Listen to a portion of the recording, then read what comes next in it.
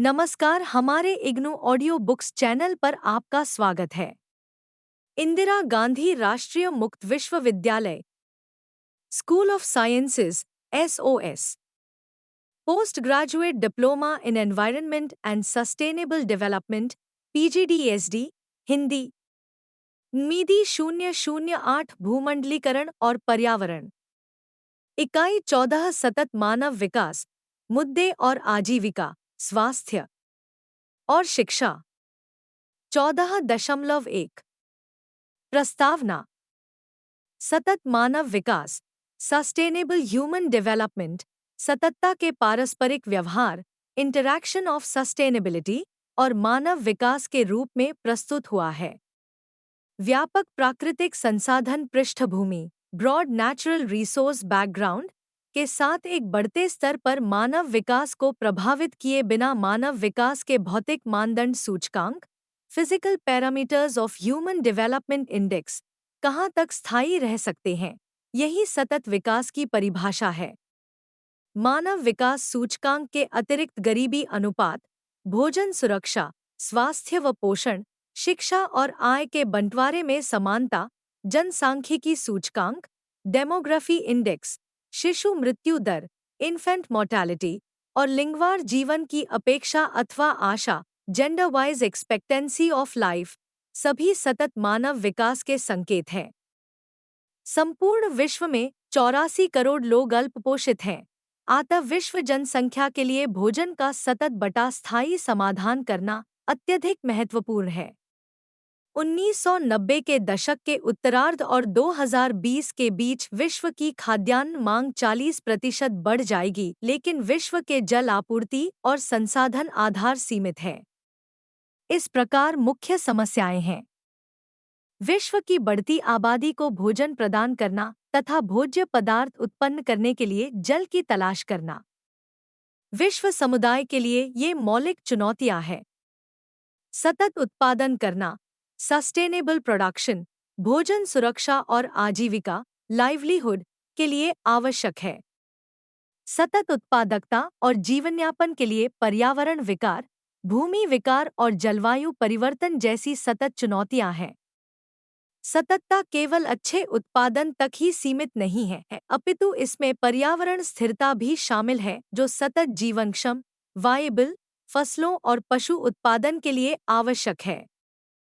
खाद्य उत्पादन का स्थायित्व दीर्घकालीन भूमि का दर्जा घटाने और दोहन पर निर्भर करता है। उत्पादन की पारिस्थितिकी के अनुकूल परंपराओं, वन भूमियों का संरक्षण, भूजल आदि स्थिर मदों का कम दोहन से दीर्घकाल तक उत्पादन स्थायी रहता है। पर्यावरणीय सततता सूचकांक मात्र उत्पादन सततता की सूचकांक नहीं है। जिन राज्यों को पर्यावरण की दृष्टि से सर्वाधिक सतत कहा जाता है, हो सकता है कि वे अपना उत्पादन बढ़ाने में सक्षम न हों। पर्यावरणीय सततता का मूल्यांकन करने के लिए 4 संकेतकों का प्रयोग किया जाता है। ये हैं: 1. राज्य में कुल भौगोलिक क्षेत्र में वन क्षेत्र का प्रतिशत। 2. सिंचाई के लिए उपलब्ध कुल भूजल के प्रतिशत के रूप में कुल भर्ती के द्वारा प्रदर्शित भूजल निकासी का स्तर। 3. कुल फसल वाले क्षेत्र का फलीदार फसल क्षेत्र का प्रतिशत। 4. राज्य के कुल भौगोलिक क्षेत्र की कुल निम्न कोटि भूमि। सिंचाई क्षेत्र पर विचार नहीं किया गया है क्योंकि उपयुक्त रूप से प्रबंध न करने के कारण जल प्रवाह के माध्यम से सिंचाई एवं भूमि का दर्जा कम कर सकती है। सिंचाई परियोजनाओं में जलाशयों द्वारा सिंचाई को वन क्षेत्र में शामिल करना एक विवादास्पद विषय बन गया है। लक्ष्य और उद्देश्य। इस इकाई में सतत मानव विकास संकल्पना और आजीविका, स्वास्थ्य एवं शिक्षा से संबंधित विषयों की चर्चा की गई है। इस इकाई के अध्ययन के पश्चात आप मानव विकास संकल्पना की चर्चा कर सकेंगे। भोजन असुरक्षा और आजीविका की समस्याओं की समीक्षा कर सकेंगे। सततता, असमानता और भोजन सुरक्षा के संकेतकों की सूची बना सकेंगे और सतत मानव विकास की प्रक्रिया को जान सकेंगे और उसकी पहचान कर सकेंगे। 14.2 भोजन उपलब्धता और आजीविका उपलब्धता। भोजन की उपलब्धता एक्सेस आजीविका की उपलब्धता पर निर्भर करती है। प्राप्त आमदनी कार्य पर निर्भर करती है। कार्य का प्रकार भी महत्वपूर्ण है। रोजगार का प्रकार और प्राप्त आय भी जीवन परिस्थितियों को प्रभावित करती है। उच्च जीवन स्तर और स्वच्छ पास पड़ोस से रोगी होने का जोखिम कम हो जाता है। अधिक समय तक बीमार होने से बचने के लिए चिकित्सा सुविधाओं पर व्यय करने की व्यक्ति की क्षमता प्राप्त आय पर निर्भर करती है। अच्छे स्वास्थ्य का अभिप्राय है अच्छा भोजन ग्रहण करना, पौष्टिकता की स्थिति और लंबी आयु या जीवन। इस प्रकार आजीविका उपलब्धता एक तरफ तो भोजन उपलब्धता से संबंधित है और दूसरी ओर भोजन ग्रहण करने से। भोजन सुरक्षा क्या है? जब सभी व्यक्ति अपनी खाद्य आवश्यकताओं को पूरा कर सकें और सक्रिय और स्वस्थ जीवन के लिए अपनी पसंद के अनुसार हर समय पर्याप्त और सुरक्षित तथा पोषक भोजन प्राप्त कर सके तभी भोजन सुरक्षा मानी जाती है।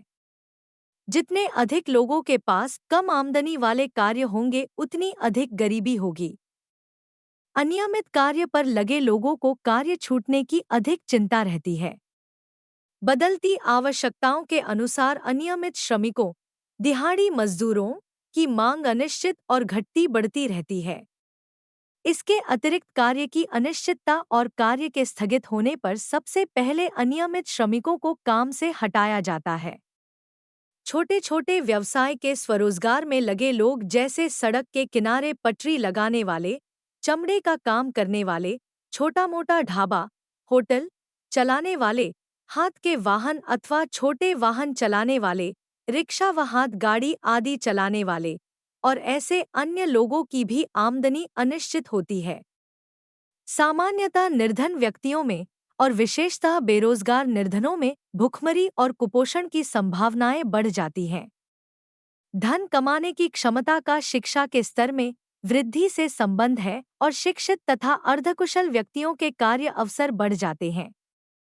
शिक्षा से न केवल दक्षता अपितु शोषण का विरोध करने की योग्यता के द्वारा शहरों में आमदनी में अंतर आ जाता है।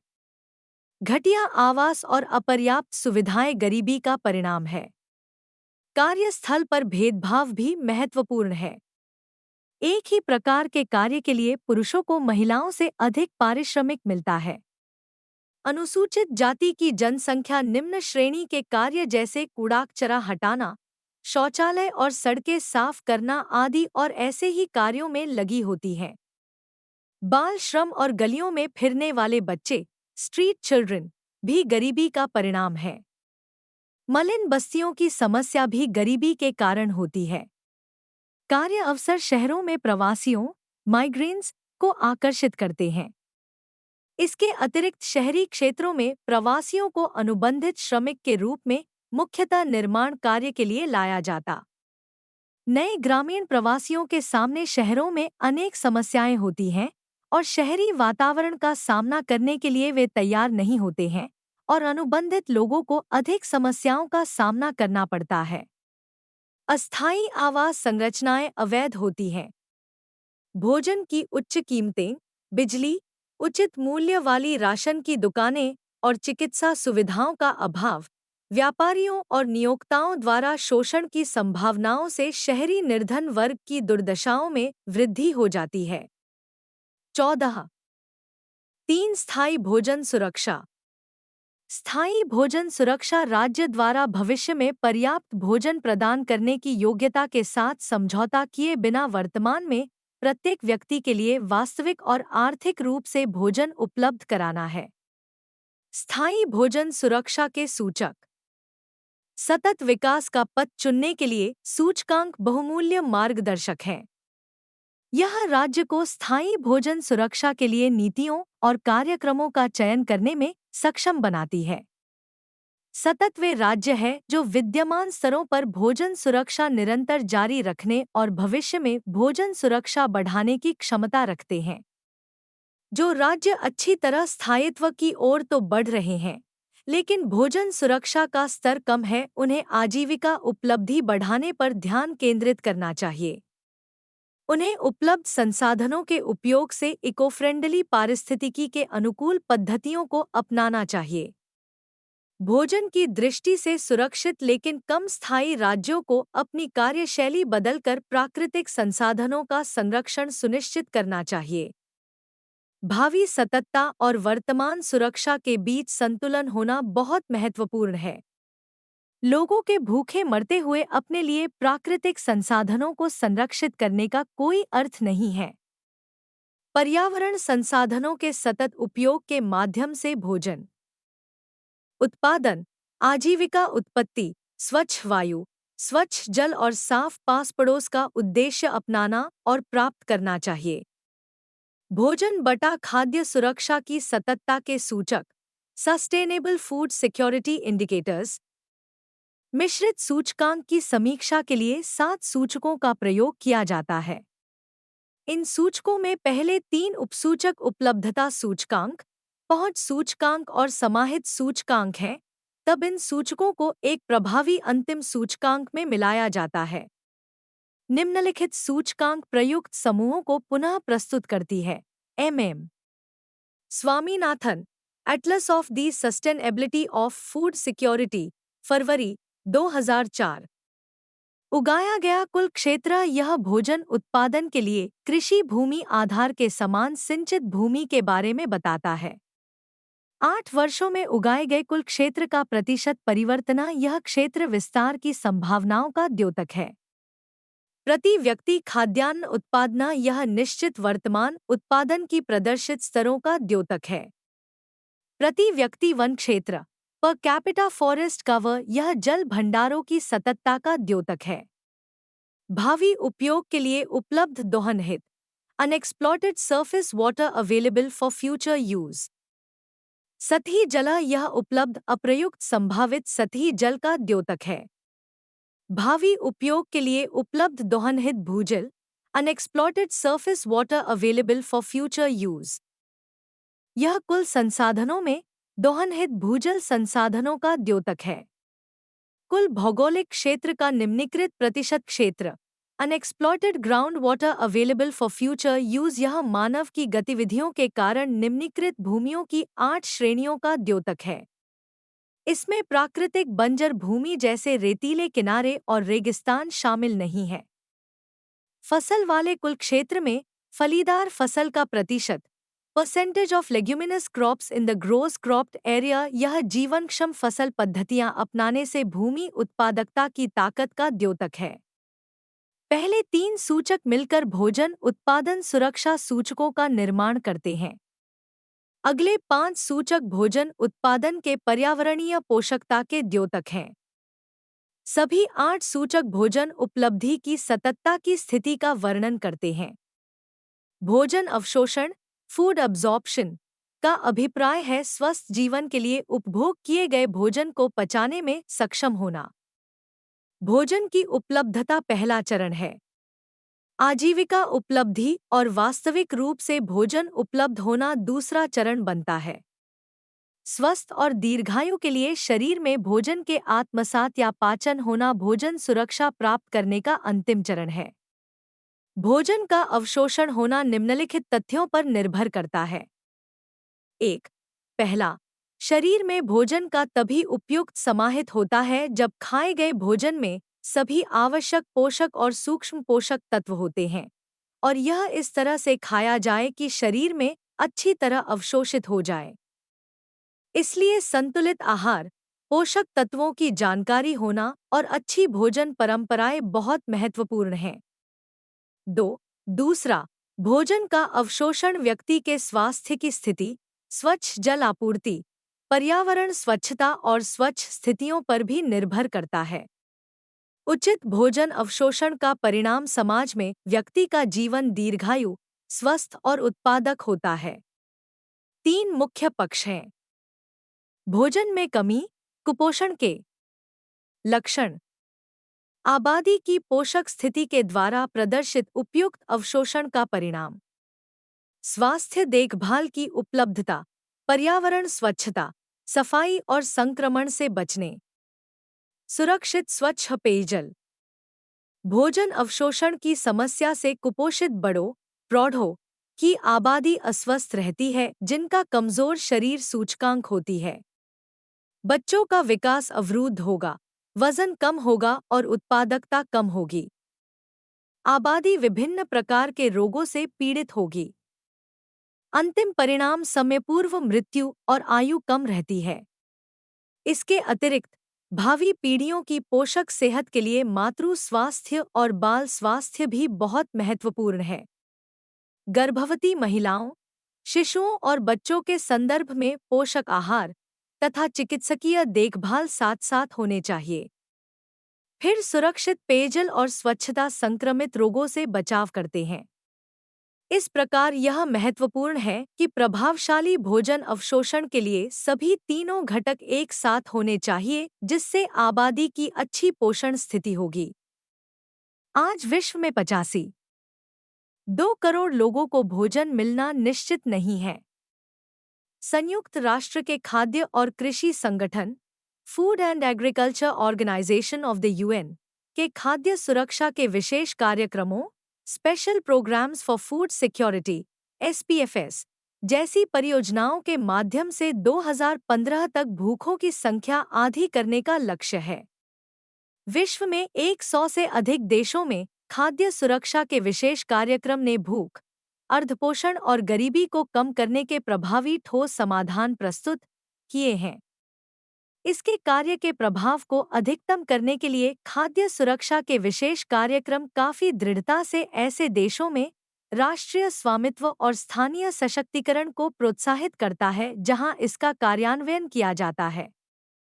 दानदाताओं और राष्ट्रीय सरकारों से 1995 से 77 करोड़ अमेरिकी डॉलर राशि खाद्य एवं कृषि संगठन द्वारा बनाए गए खाद्य सुरक्षा कार्यक्रमों में निवेश की जा चुकी है। खाद्य सुरक्षा के विशेष कार्यक्रम के प्रयास खाद्य सुरक्षा प्राप्त करने में दो प्रकार से सहायता करते हैं। एक, राष्ट्रीय सरकारों की अभिकेंद्रित पूरी तरह से योजनाबद्ध राष्ट्रीय खाद्य सुरक्षा कार्यक्रमों नेशनल फूड सिक्योरिटी प्रोग्राम्स के कार्यान्वयन में सहायता प्रदान के द्वारा, और दूसरा, क्षेत्रीय खाद्य सुरक्षा कार्यक्रम regional programmes for food security बनाने के लिए ऐसे क्षेत्रीय आर्थिक संगठनों के साथ मिलकर कार्य करना जो व्यापार नीति जैसे क्षेत्रों में खाद्य सुरक्षा प्राप्त करने के लिए क्षेत्रीय परिस्थितियों को अनुकूल बनाने का कार्य करते हैं। 14.4 आर्थिक सुधार और खाद्य सुरक्षा। निर्धन को खाद्य सुरक्षा प्रदान करना अधूरे कार्यों में से एक है जो हो सकता है कि आने वाले दशक में भी पूरा न हो। जबकि भारत ने सूखे या बाढ़ के कारण फसल नष्ट होने से अस्थायी खाद्य असुरक्षा को समाप्त करने में पर्याप्त सफलता प्राप्त की है, लेकिन निरंतर भोजन असुरक्षा पर अधिक प्रगति या उपाय नहीं कर पाया। विडंबना यह है कि 1960 के दशक के मध्य में खाद्यान्न आत्मनिर्भरता की अपनाई गई नीति से आर्थिक रूप से पिछड़े क्षेत्रों में निरंतर असुरक्षा बढ़ती गई। अपनाई गई उत्पादन नीति में गेहूं और चावल की फसलों का उत्पादन बढ़ाने पर ध्यान दिया गया। उत्तरी राज्यों पंजाब, हरियाणा और उत्तर प्रदेश में फालतू उत्पादन का विपणन किया गया, जिससे इन राज्यों में मूल्य समर्थन पर ध्यान केंद्रित हुआ। फालतू उत्पादन करने वाले इन राज्यों के किसानों के राजनीतिक दबावों के कारण उत्पादकों के मूल्यों ने अत्यधिक भंडारण, आर्थिक छूटों पर लागत में वृद्धि और क्षेत्रीय असमानताओं को बढ़ावा दिया। सफलतापूर्वक लागत कम करने और वर्षा आधारित फसल सुधार तकनीकों के अभाव तथा कृषि बाहुल्य क्षेत्रों में आधारभूत सुविधाओं में सुधार नीतियों की असफलता से इन 3 राज्यों को छोड़कर शेष राज्यों में प्रति व्यक्ति खाद्य उत्पादन में ठहराव या कमी आई है।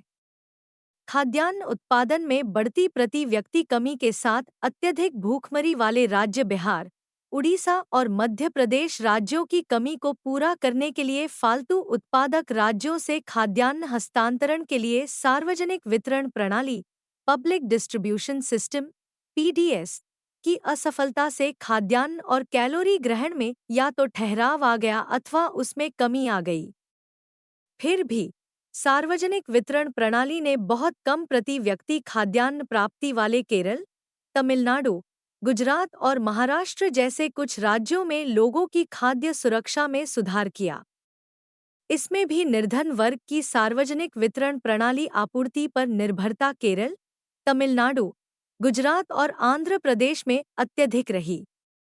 विचारधाराओं में अंतर रहते हुए भी अब सर्वसम्मति है कि खाद्य नीति का घरेलू और अंतर्राष्ट्रीय दृश्य में हो रहे निरंतर परिवर्तन का ध्यान करते हुए पुनः निर्धारण करना चाहिए, जो बाजार पर अत्यधिक भरोसा करती है। नीति सुधारों की दो बड़ी चुनौतियां हैं: आर्थिक व्यय को न्यूनतम रखना और निर्धन वर्ग के लिए खाद्य सुरक्षा में सुधार करना। पुर्सेल और गुलाटी 1993 ने घरेलू बाजार और बाहरी व्यापार में कृषि पर नियंत्रण कम करने और केवल परिवर्तनकाल में प्रभावित निर्धन को सुरक्षा प्रदान करने के लिए सरकारी भूमिका को सीमित करने हेतु एक कार्य योजना का सुझाव दिया है। उनका तर्क है कि इन सुधारों से व्यवस्था अधिक पारदर्शी बन जाती है और दुर्लभ संसाधनों के उपयोग में आवंटनीय और तकनीकी दक्षता में सुधार होता है। उनका दृष्टिकोण है कि इन सुधारों से कृषि मूल्यों में 15 से 20% समग्र वृद्धि होगी, खाद्यान्नों के मूल्यों में अच्छी वृद्धि होगी और तिलहन मूल्यों में महत्वपूर्ण कमी आएगी। वर्ष 1995 में मार्केस में हुए विश्व व्यापार संगठन के कृषि समझौते के कार्यान्वयन से कृषि मूल्यों में और वृद्धि की आशा है। खाद्य असुरक्षा पर हुए इन सुधारों के परिणाम अनिश्चित विश्व मूल्यों के विपरीत प्रभाव और कमजोर समूहों के लिए कठिन समायोजन समस्याएं चिंता की बातें हैं। दोहा चक्र में हुए बहुआयामी व्यापार समझौतों में कृषि सर्वाधिक विवादित विषय रहा है। कृषि व्यापार पर असहमति के कारण जुलाई 2006 में यह चक्र असफल हो गया। विकासशील देशों की विकसित देशों ने कृषि क्षेत्र में आर्थिक छूट को समाप्त करने की मांग मानने से इनकार कर दिया था। विश्व व्यापार संगठन के बहुसांस्कृतिक समझौतों में कृषि क्षेत्र का उदारीकरण समझौता काफी महत्वपूर्ण माना जाता है।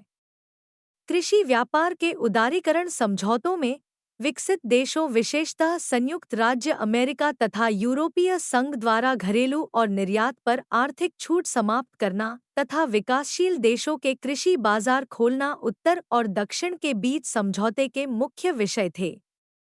इसकी उत्तर दक्षिण विषयों की स्थिति बन गई थी। इन पर समझौता न होने पर व्यापार समझौता का दोहा चक्र असफल होगा। दक्षिण चाहता था कि विकसित देशों में खेती करने वाले किसानों को दी जाने वाली आर्थिक छूट समाप्त की जाए। उत्तरी देशों द्वारा आर्थिक छूट समाप्त करने से कृषि में प्रतिस्पर्धा बढ़ेगी तथा विकासशील देश भी विकसित देशों के बाजारों में प्रवेश कर सकेंगे। इससे प्रतिस्पर्धा समान स्तर पर होगी। भविष्य में विकासशील देशों में बढ़ी हुई उत्पादकता बीजों और जेनेटिक इंजीनियरिंग के सुधारों पर निर्भर करेगी। यदि संयुक्त राज्य अमेरिका तथा यूरोपीय संघ की इच्छानुसार कृषि समझौता हो जाता है तो विकासशील देशों की खाद्य सुरक्षा पर तब तक काफी विपरीत प्रभाव पड़ने की संभावना है जब तक सही करने के उपाय न किए जाए। उनके कृषि निर्यात में भी गंभीर बाधा आ जाएगी। दक्षिण एशियाई देश क्षेत्रीय स्तर पर खाद्य भंडार करने के बारे में सोच सकते हैं ताकि वे यह सुनिश्चित कर सकें कि वह क्षेत्र अपनी बुनियादी आवश्यकताओं के लिए व्यापारिक हितों की दया पर निर्भर नहीं है। आर्थिक सुधार और खाद्य सुरक्षा। आर्थिक सुधार प्रक्रिया का कृषि और खाद्य सुरक्षा। कृषि फसल में वृद्धि कर, खाद्य सुरक्षा, पोषण, क्षेत्रीय समानता, मूल्य स्थिरता, कृषि आमदनी तथा सुधारों से मूल्य परिवर्तन के द्वारा उपभोक्ता और उत्पादकों के कल्याण पर अत्यधिक प्रभाव पड़ा। 1991 में आरंभ किए गए इन सुधारों का कृषि मूल्यों पर दो तरीके से प्रभाव पड़ा। पहला, इससे घरेलू समर्थन मूल्यों में काफी वृद्धि हुई जिससे विशेषतः गेहूं और चावल के घरेलू और अंतर्राष्ट्रीय मूल्यों के बीच अंतराल को पूरा करने में सहायता मिली। दूसरे, व्यापार उदारीकरण में काफी तेजी आई। इसके अतिरिक्त लेखक ने व्यापार की शर्तों और मूल्यों, कृषि उत्पादन, पारिवारिक आमदनी और निर्धनता तथा खाद्य सुरक्षा पर सुधारों के प्रभाव की भी चर्चा की है। यद्यपि सुधारों के आरंभ में व्यापार शर्तों पर काफी तेजी से प्रभाव पड़ा, तो भी बाद के समय में इससे कमी आ गई। सुधार काल में पशुधन क्षेत्र की उत्पादकता की वृद्धि दर में कमी आई। विश्व व्यापार संगठन के बाद निर्यात पर विपरीत प्रभाव पड़ा और आयात में बड़ी तेजी से वृद्धि हुई। इसके बावजूद निर्धनता में महत्वपूर्ण कमी हुई, लेकिन पारिवारिक खाद्य सुरक्षा और पोषकता सुधारों के दौरान बदतर हो गई। स्रोत: भारत के कृषि क्षेत्र, ग्रामीण खाद्य सुरक्षा, आमदनी और निर्धनता पर व्यापार उदारीकरण और संबंधित सुधारों का प्रभाव। लेखक: प्रो. रमेश चंद्र, भारतीय समृद्धि संस्थान, इंडियन इंस्टीट्यूट ऑफ ग्रोथ। 14.5 स्वास्थ्य। स्वास्थ्य क्षेत्र सेवा क्षेत्र का एक अंग है। अधिकतम कम आय वाले देशों में, जहां अर्थव्यवस्था पर प्राथमिक क्षेत्र का प्रभाव होता है, राष्ट्रीय अर्थव्यवस्था के भाग के रूप में स्वास्थ्य क्षेत्र काफी छोटा होता है। लेकिन धनी देशों में इसके विपरीत स्थिति है, जिसे देश में स्वास्थ्य व्यय सकल घरेलू उत्पाद (जीडीपी) का अच्छा खासा अनुपात दर्शाता है। गरीब देशों में, जहां स्वास्थ्य व्यय सकल घरेलू उत्पाद का लगभग 1 से 3% होता है, वहीं यह धनी देशों में लगभग 10 से 12% होता है। विश्व विकास रिपोर्ट 1993। स्वास्थ्य और शिक्षा में पर्याप्त वृद्धि से मानव विकास में वृद्धि होगी तथा साथ ही साथ महिलाओं का भी विकास होगा। मानव विकास और महिला विकास सूचकांक में शीर्ष पर रहने वाले देश नॉर्वे स्वास्थ्य और शिक्षा पर सकल घरेलू उत्पाद का 6 से 7% व्यय करता है। यद्यपि भारत में शिक्षा पर महत्वपूर्ण व्यय सकल घरेलू उत्पाद का 4.1% किया जाता है, लेकिन स्वास्थ्य पर बहुत कम व्यय 0.9% किया जाता है और विश्व में 175 देशों की सूचकांक में इसका क्रम मानव विकास में 127 तथा लिंग विकास सूचकांक जेंडर डेवलपमेंट इंडेक्स में 10 है। विश्व स्वास्थ्य संगठन के बुलेटिन 2002-80-9 में रोडोलो ए. बुलेटो, रोडोलो ए. बुलाताओ तथा जॉन ए. रॉस, जॉन ए.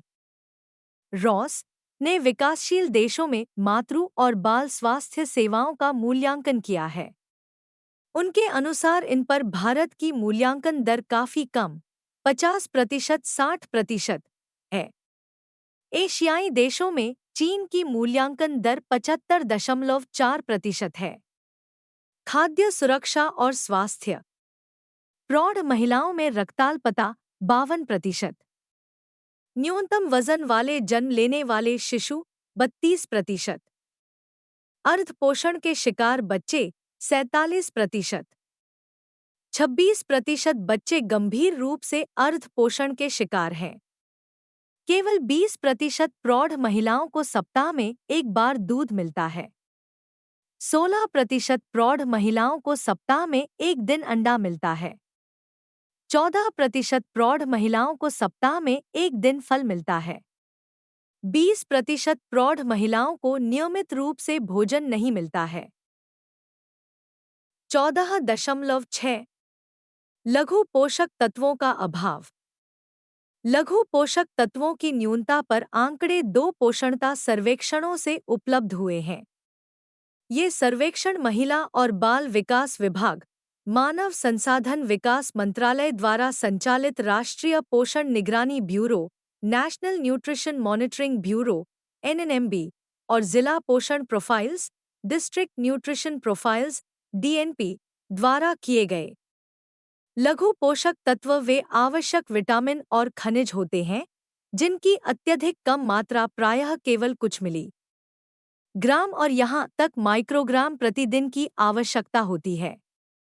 लौह, विटामिन ए, आयोडीन और कैल्शियम ऐसे महत्वपूर्ण पोषक तत्व हैं जिनकी शरीर को प्रतिदिन आवश्यकता होती है। मनुष्य के विकास और वृद्धि अर्थात सामान्य शिक्षण, ज्ञान बोध संबंधी कार्य, रोग प्रतिरोधकता, कार्य क्षमता और प्रजनन स्वास्थ्य के लिए महत्वपूर्ण होते हैं। लौह। शरीर में दीर्घकाल तक लौह तत्व का अवशोषण न होने से शरीर में इसकी कमी को रक्ताल्पता के नाम से जाना जाता है। रक्ताल्पता लौह तत्व फोलिटिल्ट विटामिन B12 की कमी के कारण होता है। रक्त में हीमोग्लोबिन का स्तर कम होने से रक्ताल्पता होती है। हीमोग्लोबिन फेफड़ों से ऑक्सीजन को शरीर के अन्य तंतुओं और अंगों में ले जाता है। भारत में अनुमान है कि 50% आबादी रक्ताल्पता का शिकार है। वयस्क व्यक्ति को प्रतिदिन औसतन 28 मिग्रा लौह तत्व लेने की सलाह दी जाती है।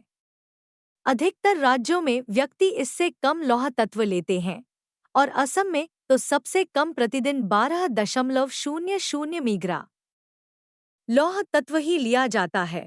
राष्ट्रीय पोषण निगरानी ब्यूरो NNMB और जिला पोषण प्रोफाइल्स DN मातृ और बाल आहार। व्यक्ति के संपूर्ण जीवन काल में आहार ही स्वास्थ्य का मुख्य निर्धारक होता है। घटिया आहार प्रायः गर्भकाल से आरंभ हो जाता है। विशेषतः लड़कियों और महिलाओं में तो किशोरावस्था और वयस्ककाल तक चलता रहता है। पर्याप्त आहार यह निश्चित करने में सहायता कर सकता है कि कोई व्यक्ति कितना ताकतवर बनेगा, विद्यालय में कितना अच्छा पढ़ेगा, बच्चे कितने स्वस्थ हैं और कोई व्यक्ति घर पर तथा बाहर कार्यों को कितने अच्छे ढंग से करता है। बचपन, किशोरावस्था और गर्भकाल में होने वाला अर्ध पोषण शिशुओं के जन्म के समय वजन पर लगातार नकारात्मक प्रभाव डालता है। इस प्रकार गर्भकाल में कम वजन बढ़ने और खराब स्वास्थ्य द्वारा पता लगता है कि मातृत्व कुपोषण जन्म के समय कम भार से संबंधित है। जन्म के समय कम भार वाला शिशु कम भार वाला व्यक्ति रहता है। उसका जीवन शीघ्र ही विकासहीन होने लगता है, अर्थात शीघ्र वृद्ध हो जाता है। स्तनपान कराने के दौरान माता का प्रभाव उसके बच्चे की पोषण स्थिति पर भी पड़ता है। शिशु के इस आबादी में अपर्याप्त मातृ दूध की आपूर्ति के परिणाम विद्यमान स्वीकृत सीमा से कहीं अधिक गंभीर हैं। लगभग 3 मास की आयु में पहुंचने के बाद संतोषजनक विकास के लिए आवश्यक मातृ दूध होता है। निम्नलिखित चित्र जीवन चक्र का निम्न प्रकार से वर्णन करता है। जीवन चक्र प्रस्तावित अनियमित संबंध। विवरण के लिए स्क्रीन देखें। उच्च मृत्यु दर। 2. दुर्बल मानसिक विकास, किशोर अविकास। 3. वयस्क चिरकालिक रोग का अधिक जोखिम। 4. पूर्व पर्याप्त थकावट बटा कमजोरी। 5. बार बार संक्रमण। 6, 7, 9, 11 अपर्याप्त भोजन, स्वास्थ्य एवं देखभाल। 8. कम मानसिक क्षमता। 10. अधिक मातृ मृत्यु दर। 13. बच्चे का पालन करने की क्षमता में कमी। 14. अपर्याप्त भ्रूण पोषण। राष्ट्रीय जनसंख्या नीति नेशनल पॉपुलेशन पॉलिसी NPP राष्ट्रीय जनसंख्या नीति सन 2000 में परिवार कल्याण विभाग द्वारा तैयार की गई थी। राष्ट्रीय जनसंख्या नीति 2000 का तात्कालिक उद्देश्य गर्भ निरोधक एवं महिला और बाल स्वास्थ्य देखभाल की आवश्यकता पर जोर देना था। मध्यवर्ती उद्देश्य है कि 2010 तक कुल जनन क्षमता को प्रतिस्थापन दर 2.1 का कुल जनन दर टोटल फर्टिलिटी रेट TFR पर लाना तथा इस नीति का सततता उत्पाद है 2045 तक जनसंख्या की वृद्धि दर को स्थिर बनाए रखना। राष्ट्रीय जनसंख्या नीति 2000 ने 2010 के लिए निम्नलिखित लक्ष्य निर्धारित किए हैं। लघु परिवार नियम अपनाने के द्वारा कुल जनन दर को 2.1 तक कम रखने के लिए गुणवत्ता वाली गर्भ निरोधक सेवाएं सार्वभौमिक रूप से उपलब्ध कराना। जन्म, मृत्यु, विवाह और गर्भवती का पूरी तरह पंजीकरण करना। व्यापक विकल्पों के साथ जनन विनियमन और गर्भ निरोध के लिए सूचना परामर्श के लिए सार्वभौमिक उपलब्धता। शिशु मृत्यु दर को जीवित बच्चों की संख्या का प्रति 1030 से कम करना और कम वजन वाले 2.5 किग्रा से कम शिशु जन्म दर में व्यापक कमी लाना। टीकों द्वारा परिहार्य रोगों के विरुद्ध बच्चों का सार्वभौमिक रोग प्रतिरोधीकरण करना। लड़कियों के विवाह में विलंब को बढ़ावा देना। विवाह 18 वर्ष की आयु से पहले नहीं और अच्छा हो कि 20 वर्ष की आयु के बाद किया जाए। चिकित्सालय प्रसव 80% करना और प्रशिक्षित व्यक्तियों द्वारा प्रसव करवाने की दर को 100% करना। यौन संचारी रोगों को नियंत्रित करना। मातृ मृत्यु दर में कमी करके प्रति 1 लाख जीवित जन्म को 100 से कम करना।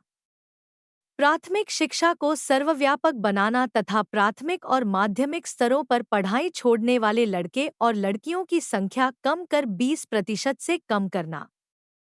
स्वच्छता और स्वास्थ्य सूचकांक। स्वच्छता और स्वास्थ्य सूचकांक, सैनिटेशन एंड हेल्थ। 4 बड़े संकेत।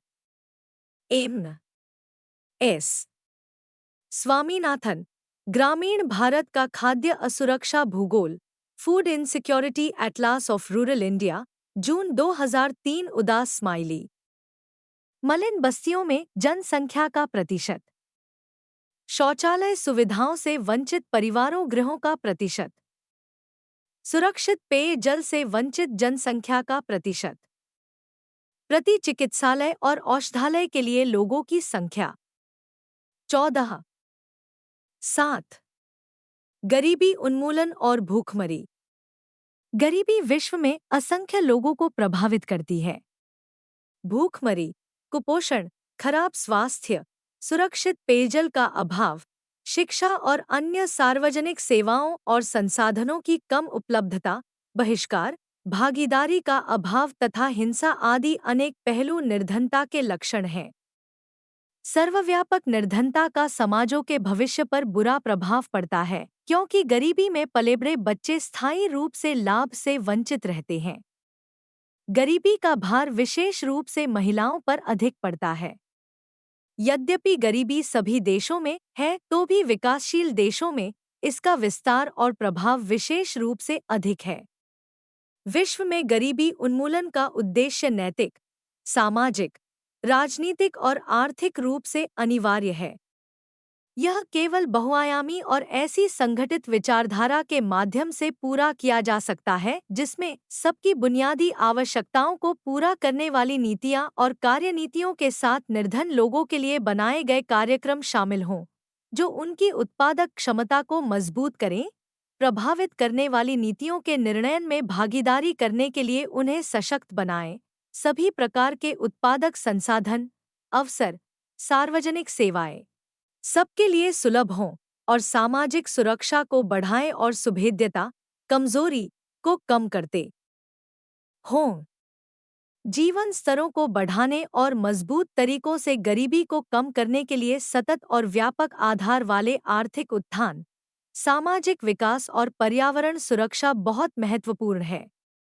हाल ही के वर्षों में संयुक्त राष्ट्र द्वारा आयोजित अंतर्राष्ट्रीय सम्मेलनों में सरकारों ने सभी लोगों की बुनियादी आवश्यकताओं को पूरा करने के लिए प्रतिबद्धता व्यक्त की है। शिक्षा, स्वास्थ्य, खाद्य सुरक्षा, सुरक्षित पेयजल का संरक्षण और उपलब्धि तथा स्वच्छता के क्षेत्र में बड़े विकासकर्ताओं की भागीदारी में निर्धारित लक्ष्यों और उत्पादों की प्राप्ति और उनकी निगरानी करने की उच्च प्राथमिकता तय की जानी चाहिए।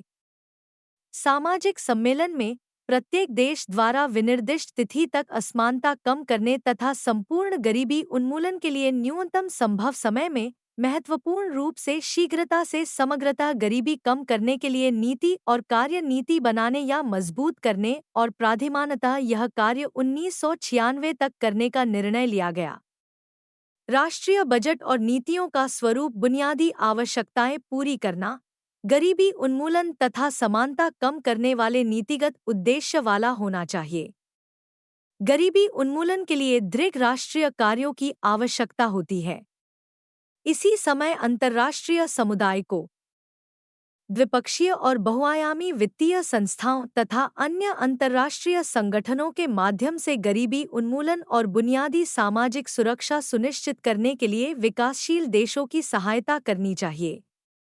गरीबी उन्मूलन के समग्र उद्देश्यों को पूरा करने के लिए 1990 से सहमत प्रतिबद्धताओं और लक्ष्यों को सभी विकासकर्ताओं, वित्तीय संगठनों, गैर सरकारी संगठनों सहित संयुक्त राष्ट्र प्रणाली और कुल मिलाकर अंतर्राष्ट्रीय समुदाय की भागीदारी के साथ सरकारों द्वारा कार्यान्वित किया जाना चाहिए। संयुक्त राष्ट्र प्रणाली को गरीबी उन्मूलन के लिए तथा विकासशील तथा अन्य देशों की इस कार्य में सहायता के लिए कार्यों में समन्वय बढ़ाने के लिए सभी प्रयास करने चाहिए। लाखों करोड़ों लोग निरंतर भूखमरी और कुपोषण के शिकार हैं तथा इनमें से अधिकतर अफ्रीका और कम विकसित देशों में रहते हैं। भूखमरी और कुपोषण को समाप्त करना तथा खाद्य सुरक्षा प्राप्त करना इस कार्य सूची के मुख्य उत्पाद हैं। इसलिए संयुक्त राष्ट्र की संस्थात्मक संरचनाओं को इस संदर्भ में और अधिक प्रभावी बनाया जाए। खाद्य उत्पादन बढ़ाने की कुंजी कृषि क्षेत्र के सतत विकास और बाजार अवसरों के सुधार पर निर्भर करती है। विकासशील देशों में समस्या कृषि उत्पादकता में सुधार करने की है। कम विकसित देशों में खाद्य सुरक्षा की उपलब्धि में बाधक और सीमा में बांधने वाले वृहत अर्थव्यवस्था और व्यापार नीति विषयों एवं सामाजिक मुद्दों का भी समाधान किया जाना चाहिए। गरीबी और भूखमरी का सीधा आपस में संबंध है। भूखमरी का एक बड़ा कारण स्वयं गरीबी है। गरीबी के कारण लोग भोजन का व्यय वहन नहीं कर सकते, अतः उन्हें भूखा रहना पड़ता है। इसके अनेक कारण हैं, जिनमें अकुशल कृषि परंपराएं, युद्ध, अकाल, सूखा, कमजोर फसल प्राप्ति आदि शामिल हैं। पूरे विश्व में प्रतिवर्ष 90 लाख से अधिक लोग भूख और कुपोषण से मारे जाते हैं। इनमें 50 लाख बच्चे होते हैं। लगभग 1.2 अरब लोग भूख से पीड़ित रहते हैं। कैलोरी और प्रोटीन की कमी। लगभग 2 से 3.5 अरब लोगों में अल्प पोषक तत्वों का अभाव है। विटामिनों एवं खनिज तत्वों की कमी। तो भी 1.2 अरब लोग मोटापे से पीड़ित हैं। चर्बी और नमक की अधिकता, प्रायः विटामिनों और खनिज तत्वों की कमी होना शामिल है। खाद्य सुरक्षा बढ़ाने के लिए अंतर्राष्ट्रीय समुदाय को अफ्रीका और कम विकसित देशों के प्रयासों में सहयोग करना चाहिए। इसे व्यापारिक असुरक्षा संक्रमण की स्थिति में, खाद्य सहायता संक्रमण की स्थिति में खाद्य सहायता के समन्वित और शीघ्र आपूर्ति सुनिश्चित करने का प्रयास करना चाहिए। इस संदर्भ में 77 राष्ट्रीय स्थानीय विकास उद्देश्यों और आबादी के सर्वाधिक कमजोर समूहों को भोजन उपलब्ध कराने में सुधार की आवश्यकता की भी पूरी जानकारी होनी चाहिए। 14.8 मानव संसाधन विकास और शिक्षा। सबके लिए शिक्षा पर विश्व सम्मेलन और सामाजिक विकास के लिए विश्व जैव विविधता में सरकारों ने सबके लिए अच्छी शिक्षा उपलब्ध कराने, शारीरिक और मानसिक स्वास्थ्य का उच्चतम व्यवहार्य स्तर प्राप्त करने तथा सभी को प्राथमिक स्वास्थ्य देखभाल सुविधा की उपलब्धि सुनिश्चित करने की प्रतिबद्धता व्यक्त की। इसमें सामाजिक स्थितियों, नस्ल, राष्ट्रीय उत्पत्ति, आयु तथा शहरी और ग्रामीण के बीच अक्षमता से संबंधित असमानताओं को दूर करने के प्रयास शामिल किए जाने चाहिए। शिक्षा के सभी स्तरों पर लिंग भेद समाप्त करने तथा महिलाओं के संपूर्ण जीवन काल में उन्हें स्वास्थ्य सुविधाएं उपलब्ध कराने के उपयुक्त कदम उठाए जाने चाहिए। स्वास्थ्य और सम्मान में अपनी क्षमता का विकास करने के लिए लोगों को योग्य बनाने में अच्छी शिक्षा बहुत महत्वपूर्ण है। शिक्षा सामाजिक, आर्थिक और विकास की राजनीतिक प्रक्रिया में भाग लेने में भी महत्वपूर्ण है। यह आर्थिक विकास के उद्देश्य प्राप्त करने के लिए भी महत्वपूर्ण है। उच्च उत्पादकता और तकनीकी तथा आर्थिक परिवर्तनों को शीघ्र और आसानी से अपनाने के लिए शिक्षा और व्यावसायिक प्रशिक्षण बहुत महत्वपूर्ण है। मानव संसाधनों के विकास के लिए कठोर और व्यापक राष्ट्रीय कार्रवाई बहुत महत्वपूर्ण है। अशिक्षा को समाप्त करने और प्राथमिक शिक्षा को सर्वव्यापक बनाने के लिए सरकार ने कार्यनीतियां बनाने या मजबूत करने के लिए प्रतिबद्धता व्यक्त की है। शिक्षा और प्रशिक्षण तथा श्रम बाजार की नीतियों के बीच काफी मजबूत संबंध होना चाहिए ताकि श्रमिकों और नियोक्ताओं की बदली आर्थिक परिस्थितियों, तकनीकों और श्रम बाजार को सहजता से अपना सके। न केवल उच्च शिक्षा और वैज्ञानिक अनुसंधान के महत्व पर जोर दिया जाना चाहिए, अपितु शिक्षण वातावरण को व्यापक बनाने तथा जीवन पर्यंत शिक्षा को प्रोत्साहित करने के लिए प्राथमिक शिक्षा साधन और अवसरों को भी व्यापक बनाया जाना चाहिए। दक्षिण और पूर्व एशिया क्षेत्रीय रिपोर्ट के अनुसार बड़े व्यक्तियों 15 वर्ष और अधिक में साक्षरता दर पूर्व एशिया में लगभग 86% है। 18 करोड़ वयस्क अशिक्षित हैं, जिसमें से 72% महिलाएं हैं। दक्षिण और पूर्व एशिया में साक्षरता दर 55% है। इस उपक्षेत्र में लगभग 41.2 करोड़ वयस्क लोग अशिक्षित हैं, जिसमें से 61% महिलाएं हैं। शिक्षा के निम्न स्तरों वाले देशों में लिंग अंतराल काफी अधिक है। बांग्लादेश, भारत, नेपाल और पाकिस्तान जैसे दक्षिण एशियाई देशों में साक्षरता दर कम है और लिंग भेद काफी है। उदाहरण के लिए, नेपाल और पाकिस्तान के युवाओं में साक्षरता दर 7% की सीमा में है, जबकि महिलाओं की संख्या केवल 4% है। नेपाल, पाकिस्तान, बांग्लादेश, श्रीलंका, म्यांमार, इंडोनेशिया और कंबोडिया शिक्षा पर अपने सकल घरेलू उत्पाद का 4%, यहाँ तक कि 2% तक व्यय करते हैं। भारत, ईरान, ब्रुनई और थाईलैंड अपने सकल घरेलू उत्पाद को 4.4% तक शिक्षा पर व्यय करते हैं। स्रोतः दक्षिण और पूर्व एशिया की क्षेत्रीय रिपोर्ट, शिक्षा के आंकड़े और संकेतक 20001 यूनेस्को सांख्यिकीय संस्थान, मॉन्ट्रियल 2031। सामान्यतः अर्थव्यवस्था के दृष्टिकोण से यह बहुत महत्वपूर्ण है कि मानव संसाधन विकास को सुनिश्चित करने के लिए अपेक्षित नीतियां लागू की जाए, जिनमें कार्यबल का संतोषजनक शिक्षण स्तर और प्रशिक्षण हो तथा तकनीकी नवीनता, विशेषतः सूचना प्रौद्योगिकी के क्षेत्र में उनकी सार्थकता बढ़े। प्राथमिक स्वास्थ्य देखभाल पर अल्मा एटा सम्मेलन पोषण के अनुरूप निर्धारित सबके लिए स्वास्थ्य के राष्ट्रीय लक्ष्य को प्राप्त करने के प्रयास तेज किए जाने चाहिए। स्वास्थ्य नीतियों के लिए एक संगठित और अंतरक्षेत्रीय विचारधारा की आवश्यकता को पहचाना गया है। इसके साथ उन महाशक्तियों एवं अन्य रोगों से बचाव एवं उनका मुकाबला करने के लिए राष्ट्रीय और अंतर्राष्ट्रीय प्रयासों को और अधिक तेज करने के महत्व को भी माना जाता है, जो कई विकासशील देशों में स्थानीय हैं। इस कार्य में विशेष रूप से मलेरिया एवं HIV/एड्स के प्रसार को अधिक प्रभावी रूप से रोकने का प्रयास किया जाना चाहिए। मानव संसाधन विकास को अधिक व्यापक बनाने के लिए व्यापक अंतर्राष्ट्रीय सहयोग की भी मांग की जाती है। विकासशील देशों, विशेषतः कम विकसित देशों व अपने मानव संसाधन विकास करने वाले जरूरतमंद देशों के प्रयासों में सहायता प्रदान करने के लिए गंभीर प्रयास किए जाने चाहिए। विकसित देशों को इसमें महत्वपूर्ण भूमिका निभानी है। विकासशील देशों में सहयोग के माध्यम से मानव संसाधन विकास और संस्थान निर्माण भी किया जा सकता है। अंतर्राष्ट्रीय वित्तीय संस्थाओं सहित अंतर्राष्ट्रीय संगठनों को मानव संसाधन विकास के उद्देश्यों की सहायता करने और उन्हें अपनी नीतियों, कार्यक्रमों और संचालनों में संबद्ध करने को सर्वोच्च प्राथमिकता प्रदान करनी चाहिए। सहायता में अन्य बातों के साथ साथ सूचनाओं का आदान प्रदान, प्रशिक्षण और दक्षता विकास कार्यक्रम तथा अन्य प्रकार की सहायता के प्रावधानों को शामिल किया जाना चाहिए। अमर्त्य सेन की संकल्पना। हम इस तथ्य पर सर्वसम्मत हैं कि प्राथमिक शिक्षा राजनीतिक भागीदारी, आर्थिक अवसर और मानव क्षमताओं में वृद्धि करने के द्वारा मानव सुरक्षा को व्यापक बनाती है।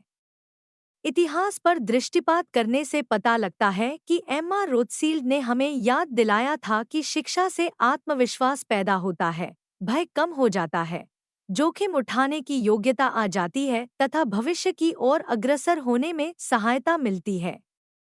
अच्छी शिक्षा लोगों को मुसीबतों का सामना करने की अच्छी क्षमता प्रदान करती है। अमर्त्य सेन ने शिक्षा और मानव सुरक्षा के बीच अनेक प्रकार के संबंधों वर्णन किया है। अशिक्षा स्वयं में मानव असुरक्षा है। शिक्षा से अपेक्षाकृत अच्छी रोजगार सुरक्षा मिलती है। शिक्षा लोगों को अपने अधिकारों का उपयोग करने में सक्षम बनाती है। शिक्षा कमजोर विशेषतः महिलाओं को सशक्त बनाती है और अंत में शिक्षा विभिन्न समुदायों के लोगों में सहन शक्ति और सम्मान करने के लिए बच्चों को सभ्य बना सकती है। इस प्रकार शिक्षा भय से मुक्ति और आवश्यकताओं की पूर्ति की बहुआयामी शक्ति प्रदान करती है। अमर्त्य सेन मानव सुरक्षा, मानवाधिकारों और मानव विकास के बीच कुछ संबंधों का वर्णन करता है। जहां मानव विकास आर्थिक उत्थान में समानता पर ध्यान केंद्रित करता है, वहीं मानव सुरक्षा का संबंध अवंती जोखिम के विरुद्ध सुरक्षा से संबंधित है। यदि हम विभाजित होकर नीचे की ओर जाते हैं तो इसके साथ ऊपर जाना काफी नहीं है, अर्थात सबका उत्थान होना चाहिए। मानव सुरक्षा मौलिक मानवाधिकार है। प्रथम पीढ़ी के नागरिक और राजनीतिक अधिकारों की तुलना में अर्जुन सेन गुप्ता का तर्क है कि शिक्षा जैसे दूसरे पीढ़ी के आर्थिक और सामाजिक विकास को शामिल करने से उत्तरदायित्व और दोष निर्धारण के प्रश्न उत्पन्न होने लगते हैं। अमर्त्य सेन वर्णन करता है कि आर्थिक और सामाजिक अधिकारों को सुनिश्चित करने के लिए कैसे अपूर्ण दायित्वों की संकल्पना की तुलना नागरिक और राजनीतिक अधिकारों के उल्लंघन से सरकारों के अधिक पूर्ण दायित्व छोड़ने से की जा सकती है। मानव विकास विचारधारा के मुख्य तत्व हैं।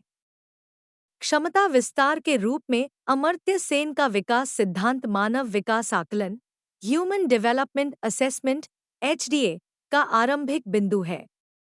विकास के उद्देश्य का विचार मानव जीवन को सुधारता है और इसका अभिप्राय मानव द्वारा करने और की जा सकने वाली चीजों की सीमा को बढ़ावा देना है।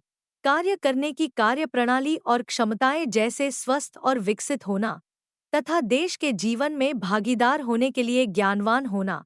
इस विचार बिंदु से विकास जीवन में मानव द्वारा किए जा सकने वाले कार्यों की बाधाओं को हटाना है, जैसे अशिक्षा, बीमारी, संसाधनों की उपलब्धि का अभाव या नागरिक और राजनीतिक स्वतंत्रताओं का अभाव। समीक्षात्मक संदर्भ। मानव विकास आकलन की तुलना उन वैकल्पिक विचारधाराओं से की जाती है जिनमें सभी लोगों की क्षमताओं के विस्तार द्वारा विकास का मूल्यांकन किया जाता है। आर्थिक उत्थान स्वयं में कोई उद्देश्य नहीं था, अपितु इस उद्देश्य का एक साधन है। सभी लोगों के कल्याण के संबंध में नीति के मुख्य उत्पाद के रूप में समानता पर जोर दिया जाता है, जिसके लिए राष्ट्रीय औसतों के द्वारा प्रगति की निगरानी करना ही आवश्यक नहीं, अपितु यह वंचित होने और वितरण के माप से भी संबंधित है। पूर्व HDRS के समीक्षात्मक संदर्भ महत्वपूर्ण थे और इसमें मानव विकास सूचकांक (HDI) भी सहायक थी, जिसके देशों को श्रेणी प्रदान की जाती थी। इस संदेश का महत्वपूर्ण नीतिगत प्रभाव था और निरंतर नीति की तरफ ध्यान रहता था। मानव विकास सूचकांक देशों का है तथा देशों के अंदर ही विभिन्न क्षेत्रों या मानव समूहों के लिए अलग-अलग HDRS का भी आकलन करती है। इसका बुनियादी मानव क्षमताओं विशेषतः मानव विकास सूचकांक में शामिल क्षमताओं को जीवित और स्वस्थ रहने की क्षमता, ज्ञानवान होना तथा अच्छा जीवन स्तर व्यतीत करने से संबंधित विषयों पर अधिक ध्यान देने का अभीष्ट प्रभाव पड़ा है। देशों की मानव विकास सूचकांक श्रेणी ने नीति निर्धारकों को यह जांचने के लिए प्रेरित किया कि लोगों के जीवन सुधार में देश ने कैसे कार्य किया है तथा कैसे कुछ देश, जैसे कोस्टारिका, श्रीलंका या केरल राज्य, उसी आय स्तर वाले अन्य देशों की तुलना में मानव विकास के अधिक उच्च स्तर प्राप्त कर सके हैं। देश के मानव विकास के अनुमापन के लिए मानव विकास सूचकांक की तुलना में प्रति व्यक्ति सकल घरेलू उत्पाद के साथ मानव विकास सूचकांक श्रेणी की तुलना इस संदर्भ में अधिक महत्वपूर्ण है। मानव विकास एक ऐसा वातावरण बनाना है जिसमें लोग अपना संपूर्ण का विकास कर सकें और अपनी आवश्यकताओं एवं रुचियों के अनुसार उत्पादक एवं रचनात्मक जीवन व्यतीत कर सकें। विकल्पों को व्यापक बनाने का आधार है मानव क्षमताओं, चीजों की श्रेणी का निर्माण करना जो वे जीवन में करते हैं या होना चाहते हैं। मानव विकास के लिए सर्वाधिक बुनियादी क्षमता दीर्घ और स्वस्थ जीवन व्यतीत करना, ज्ञानवान होना, अच्छे जीवन स्तर के लिए आवश्यक संसाधन उपलब्ध होना तथा सामुदायिक जीवन में भागीदार होने में सक्षम होना है। इनके बिना सामान्यतः कई विकल्प उपलब्ध नहीं होंगे तथा जीवन में अनेक अवसर उपलब्ध नहीं होंगे। रोजगार, आर्थिक उत्थान तथा उत्पादक रोजगार साथ साथ चलने चाहिए। पर्याप्त और उपयुक्त पारिश्रमिक वाले रोजगारों का विस्तार और बेरोजगारी में कमी करना नियोक्ताओं, श्रमिकों और उनके संबंधित संगठनों की भागीदारी के साथ आर्थिक और सामाजिक नीतियों के केंद्र में होने चाहिए।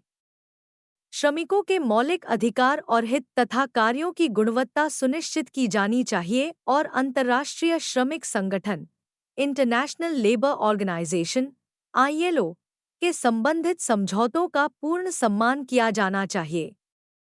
14. 9. मानव आवास।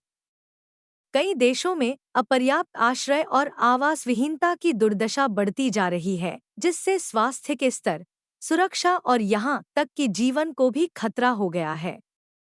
शहरी आवासों में अधिक लोगों का सहारा देने की क्षमता होती है, जबकि उनका प्राकृतिक वातावरण पर सीमित प्रभाव पड़ता है। तो भी कई शहरों में उत्पादन और उपभोग, भूमि उपयोग, गतिशीलता तथा उनकी भौतिक आधारभूत संरचना के अवमूल्यन का हानिप्रद उत्थान हुआ है। मानव आवास, आवास, हैबिटाटू पर संयुक्त राष्ट्र सम्मेलन में अंतर्राष्ट्रीय समुदाय ने शहरीकरण होते संसार में सभी के लिए पर्याप्त स्थायी मानव आवास के लक्ष्य एवं सिद्धांतों को अपनाया। जैसा कि अंतर्राष्ट्रीय दस्तावेजों में कहा गया है कि पर्याप्त आवास के अधिकार का पूर्ण और प्रगतिशील पालन की इसकी प्रतिबद्धता का पुनः समर्थन किया गया। अंतर्राष्ट्रीय समुदाय ने समान मानव आवासों के सिद्धांतों और लक्ष्यों का अनुमोदन किया, जिनमें सभी लोगों को समान रूप से आवास, आधारभूत संरचनाएं, स्वास्थ्य सेवाएं, पर्याप्त भोजन और जल, शिक्षा और खुला स्थान उपलब्ध होगा। इसकी पुष्टि की गई कि स्थायी मानव आवासों के लिए गरीबी उन्मूलन अनिवार्य है। 14. 10. सामाजिक संगठन। सामाजिक संगठन, सोशल इंटीग्रेशन का उद्देश्य सबके लिए ऐसे समाज की स्थापना करना है जहां प्रत्येक व्यक्ति की सभी अधिकारों और दायित्वों के साथ सक्रिय भूमिका हो। संयुक्त राष्ट्र की स्थापना से ही सांस्कृतिक, स्थिर, सुरक्षित, सहनशील और न्यायप्रिय समाजों का मिश्रित रिकॉर्ड रहा है। यद्यपि कई क्षेत्रों में प्रगति हुई है, तो भी कुछ नकारात्मक विकास भी हुआ है, जैसे सामाजिक ध्रुवीकरण और विखंडन, देशों में आय और धन की असमानता एवं विसंगतियों में बढ़ता अंतराल और लोगों, परिवारों और सामाजिक समूहों का उपेक्षितीकरण। यहाँ तक पूरे के पूरे देश तीव्र सामाजिक परिवर्तन, आर्थिक रूपांतरण, आव्रजन और बड़े विस्थापनों, विशेषतः शस्त्र युद्धों और विभिन्न स्थानों में हिंसा के कारण नकारात्मक रूप से प्रभावित हुए। ये कारण जिनके लिए सरकारें भिन्नताओं को जानते हुए और उनकी रक्षा करते हुए अकेले अकेले और उपयुक्त होने पर संयुक्त रूप से सामाजिक संबद्धताओं का पोषण करने के लिए विवश होते हैं। एक समाविष्ट करने वाला समाज सभी मानवाधिकारों और मौलिक स्वतंत्रताओं के लिए सम्मान, गैर भेदभाव, सहिष्णुता, अवसरों की समानता, भाईचारा, सुरक्षा, भिन्नता के लिए सम्मान और कमजोर, वंचित समूहों और व्यक्तियों सहित सभी लोगों की भागीदारी के आधार पर होना चाहिए। 14. 11. सतत आजीविका पथ। सतत खाद्य उत्पादन और आजीविका की उपलब्धि को एक सदाबहार क्रांति के घटकों के रूप में वर्णित किया जा सकता है। इस सदाबहार क्रांति को प्राप्त करने के कुछ तरीके हैं। सतत विकास के तरीके भिन्न राज्यों में अलग अलग होते हैं। अच्छे सांस्कृतिक संसाधनों वाले राज्य सतत खाद्य उत्पादन प्रदान कर सकते हैं, लेकिन हो सकता है कि वर्तमान में वे पर्याप्त भोजन का उत्पादन करने की स्थिति में न हों। इसी प्रकार कुछ राज्यों में ग्रामीण आबादी के लिए अच्छी आजीविका प्रदान करने के लिए संसाधन और सामर्थ्य हों, लेकिन आजीविका उपलब्धि के वर्तमान स्तर अच्छे नहीं हैं। स्थिति की अच्छी तरह समीक्षा में हमारी सहायता के लिए मोटे तौर पर राज्यों को 9 श्रेणियों में वर्गीकृत किया गया है। उन्हें सतत खाद्य उत्पादन और सतत खाद्य और आजीविका उपलब्धि के उच्च, मध्य और निम्न श्रेणियां प्रदान की गई हैं। अरुणाचल प्रदेश को छोड़कर किसी भी राज्य ने दोनों वर्गों में अच्छा कार्य नहीं किया है। कोई भी राज्य सतत खाद्य उत्पादन और खाद्य उपलब्धि दोनों की निम्न श्रेणी में नहीं आता है। बिहार और महाराष्ट्र पर्याप्त सतत खाद्य उत्पादन की मध्यम श्रेणी में तो हैं, लेकिन सतत आजीविका में निम्न श्रेणी में हैं। केरल, पंजाब, हरियाणा, जम्मू और कश्मीर, हिमाचल प्रदेश और गोवा जैसे राज्य सतत खाद्य उत्पादन प्रदान करने में अच्छे हैं। सतत आजीविका विचारधारा एक संगठित विकास पद्धति है जिसमें अलग-अलग विचारधाराओं को सतत विकास के लिए एक साथ मिलाया जाता है। इसमें आजीविका पद्धतियों में योगदान करने वाली सामुदायिक संपत्तियां, अनुकूलन कार्यनीतियां और प्रौद्योगिकी शामिल है तथा इसमें आजीविकाओं के विस्तार के लिए अंतरक्षेत्र नीतियों और निवेश आवश्यकताओं की समीक्षा करना भी शामिल है। अंतर्राष्ट्रीय सतत विकास संस्थान, international institute for sustainable development (IISD) आजीविका को जीवित रहने के लिए वांछित क्षमताओं, संपत्तियों, भंडार, संसाधन, दावे और उपलब्धि और गतिविधियों के रूप में परिभाषित करता है। यदि आजीविका तनाव और सदमों से उबार सके, क्षमताओं और अपनी संपत्तियों की संभाल और उनका विस्तार कर सके और अगली पीढ़ी के लिए सतत आजीविका प्रदान कर सके तो आजीविका सतत बटा पोषक है। इसमें अर्थव्यवस्था, पर्यावरण और लोगों के कल्याण, शासन और नीति तथा उनके संबंधों के स्थायित्व पर जोर दिया जाता है। यह कल्याण की अपेक्षा सशक्तिकरण का उपयोग करती है, विद्यमान आजीविका पद्धतियों की उत्पादकता में सुधार करती है और नए सतत अथवा स्थायी अवसर उपलब्ध कराती है। 14.12 सारांश। सतत मानव विकास आर्थिक उत्थान, सामाजिक विकास और पर्यावरण सुरक्षा की जरूरतों और उन्हें प्राप्त करने की आवश्यकता पर संपूर्ण विचार करता है। विकासशील देशों, शिष्ट परिस्थिति और आवश्यकताओं पर विशिष्ट विचार किया जाना चाहिए और आर्थिक संक्रमण वाले देशों पर उपयुक्त ध्यान देना चाहिए। प्रत्येक देश की वैधानिक संरचना के अंतर्गत राष्ट्रीय और स्थानीय स्तरों पर विकास के रूप में मानव आवासों के लिए कार्यनीतियां बनाना और कार्यान्वित करना प्रत्येक देश का प्रमुख दायित्व है।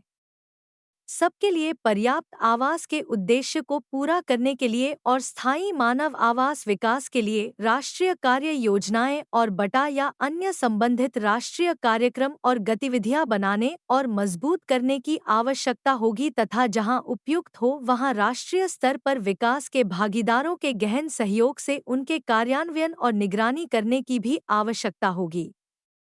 इन प्रयासों में सहायता प्रदान करने के लिए एक अंतर्राष्ट्रीय परिवेश बनाने और राष्ट्रीय तथा अंतर्राष्ट्रीय स्तरों पर संगठित विचारधाराओं की भी आवश्यकता होगी। धन्यवाद।